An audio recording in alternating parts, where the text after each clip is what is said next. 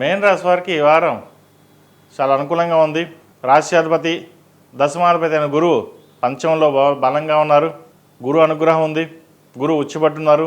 అదేవిధంగా షష్టమాధిపతి అయిన రవి అష్టమంలో ఉన్నారు.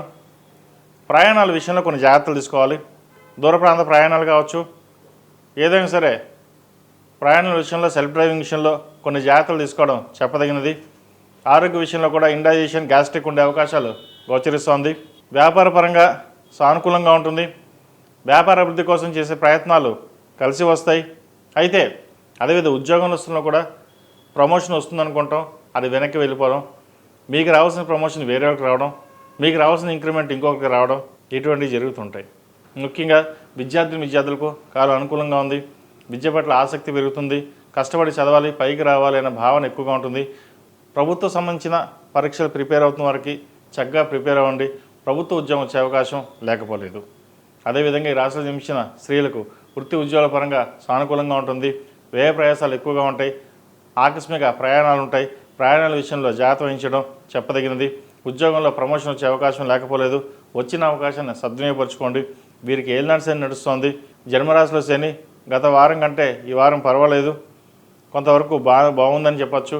ఫైనాన్స్ పరంగా రావాల్సిన బెనిఫిట్స్ ఏవైతే ఉన్నాయో అవి నిదానమైన వస్తాయి. ప్రతిరోజు దక్షిణామూర్తి స్తోత్రాన్ని, శని స్తోత్రాన్ని పఠించండి. లేదా మీ కులదైవానికి 108 సార్లు నామస్మరణ చేసుకుని ముందుకు వెళ్ళండి. మంచి ఫలితాలు ఉంటాయి. ఏదేమైనా సరే మన సంకల్పం గట్టిదై మన పని మనం చేసుకోవడం చెప్పదగినది. రాశి ఫలాలు కావచ్చు, జాతక ఫలాలు కావచ్చు, ఏదైనా 50% ఉంటే 50% మనమే డిపెండ్ అయి ఉంటుంది. మన సంకల్పం, ఇందాక మీకు చెప్పినట్టుగా మీ ధైర్యం, ఈ ధైర్యం కనుక ముందు ఉంటే ఇవన్నీ మీ తోడు ఉంటాయి. అదే ధైర్యం మనకు లేకపోతే ఇవన్నీ ఏవీ రావు మనకి. అందుకే అన్నారు, ఏదైనా సరే మన ధైర్యం మనం కోల్పోకుండా ముందుకు వెళ్ళండి, మంచి ఫలితాలు సంప్రాప్తిస్తాయి. ఈ రాశిలో జన్మించిన వారు ప్రతిరోజు ప్రతినిత్యం ఓం నమః శివాయతో దీపారాధన చేయడం, కాలభైరవ రూపు దక్షిణామూర్తి రూపుని మెల్ల వేసుకోవడం, లేదా ఎర్రచందనమాల మెల్ల వేసుకోవడం చెప్పదగినది. ఈ రాశిలో జన్మించిన వారికి కలిసి వచ్చే సంఖ్య 5, కలిసి వచ్చే రంగు తెలుపు.